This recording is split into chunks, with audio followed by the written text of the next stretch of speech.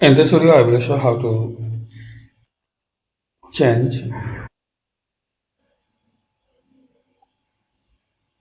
2D to 3D.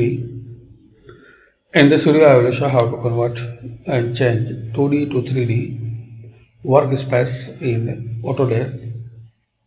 So open your file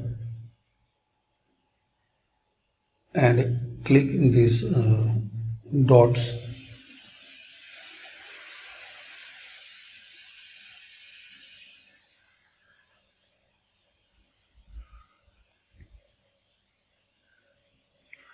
So guys, click here. Click on drafting and annotations.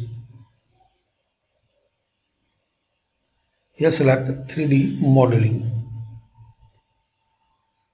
So this way you can change your workspace from 2D to 3D.